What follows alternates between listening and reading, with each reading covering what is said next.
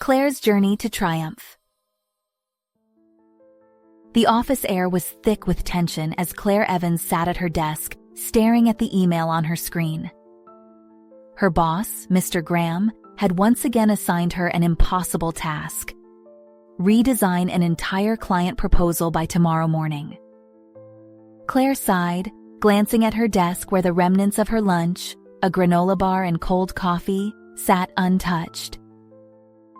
Just a year ago, she had joined Silverwood Designs full of hope, but now, every day felt like a battle. At 38, she was no stranger to hard work, but Mr. Graham's endless micromanaging was draining her. Her phone buzzed. It was a text from her husband, Mark. "What's for dinner? Should I grab pizza?" She typed back curtly, "Whatever you want." Claire tossed her phone onto the desk with a sigh, rubbing her temples. It wasn't Mark's fault, but the weight of the day was making even simple questions feel like too much. She took a deep breath, trying to shake off the irritation, and turned back to the endless stack of papers in front of her. Claire's day spiraled further when Jake, her unreliable coworker, approached her desk with his usual nonchalant grin. "Hey, Claire, I'm swamped with that new market research project Graham gave me. Do you think you could help polish my section of the presentation? You're so much better at this kind of thing." Claire frowned, her eyes darting to the stack of papers on her desk.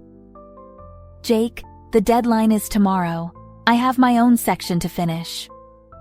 "I know," Jake said, leaning casually against her desk.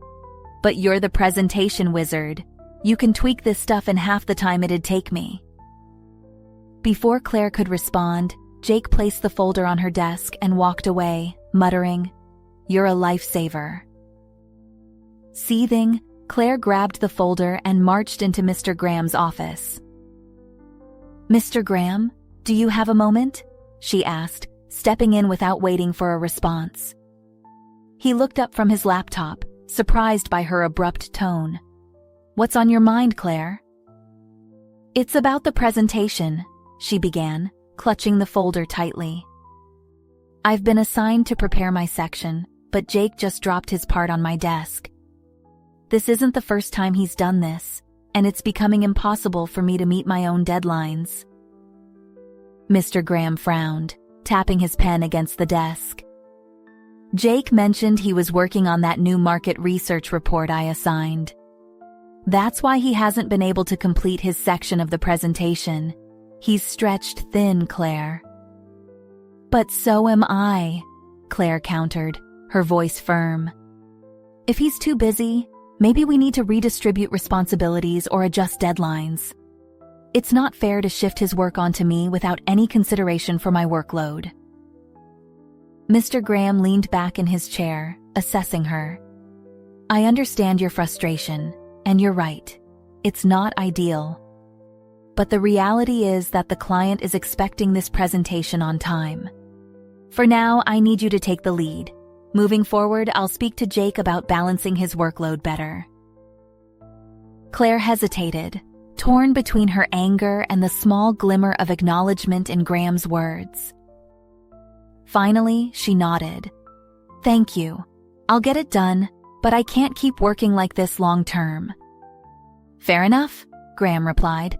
"Let's address that after this project is finished." Back at her desk, Claire sighed. It wasn't the resolution she'd hoped for, but at least the issue had been acknowledged. As she opened Jake's folder, she thought to herself, "This isn't over." By the time Claire stepped through the front door that evening, her shoulders ached and her mind buzzed with a jumble of unfinished tasks. She barely had the energy to kick off her shoes when a warm, inviting aroma wafted from the kitchen. It was a rich, savory scent, familiar and comforting. Mark's homemade lasagna, her favorite. "Hey there, tough day," Mark called from the kitchen, his voice light but laced with concern.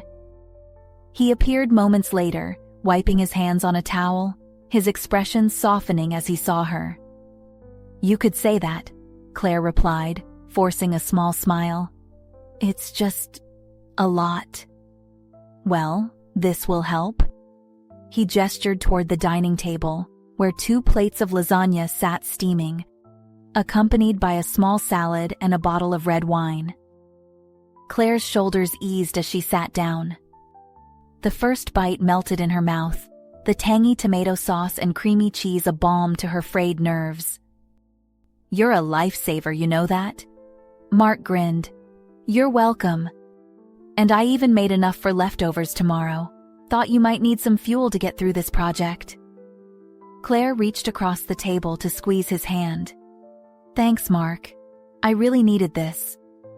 The two talked quietly as they ate, Mark sharing a funny story from his day while Claire relaxed in the warmth of the moment. For the first time that day, she felt her worries fade, if only briefly. After dinner, Claire set up her laptop at the kitchen table, spreading Jake's folder and her own notes around her. She sipped from a mug of tea, the warmth steadying her resolve. Outside, the moon hung low, casting a gentle glow through the window. Mark lingered nearby, cleaning up the dishes and keeping her company. Don't stay up too late, okay? He said, placing a kiss on the top of her head before heading to bed. Claire nodded, though she knew she couldn't make that promise. The work demanded her focus, and the deadline loomed like a shadow over her. She powered through slide after slide of the presentation, rewriting sections of the proposal and adding polished visuals to make up for Jake's slapdash contributions. At one point, she leaned back, rubbing her tired eyes and taking a deep breath. Just a little more, she told herself, fueled by determination and the thought of the client's reaction when they saw the final product. By 3 a.m., Claire finally allowed herself a brief rest, setting an alarm for 6 a.m.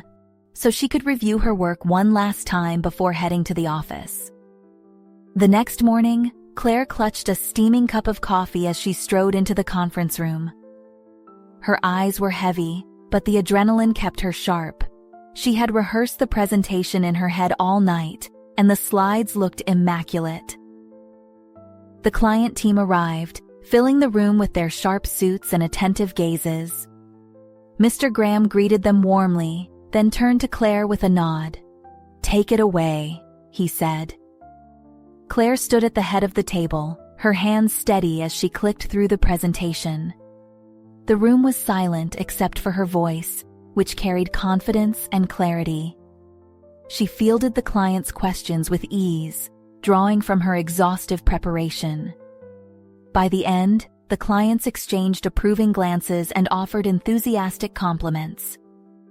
"That was excellent," one of them said. "You've given us exactly what we were hoping for, and more."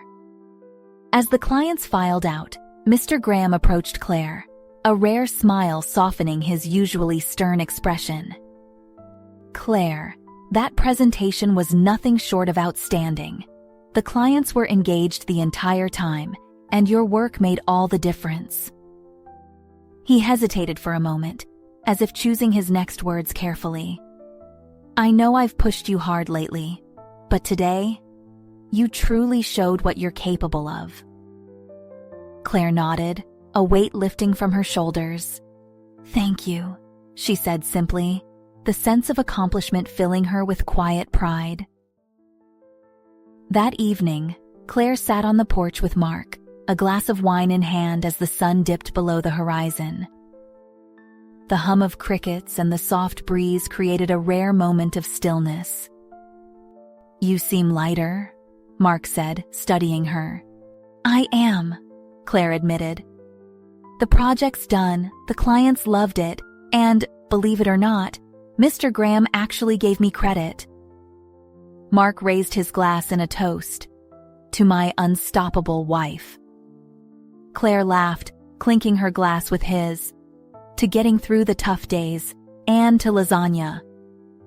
As they sat together, the stars beginning to dot the night sky, Claire allowed herself to feel the joy of the moment. It wasn't just the relief of finishing the project or the praise from her boss. It was knowing she had the strength to face the challenges ahead, one step at a time.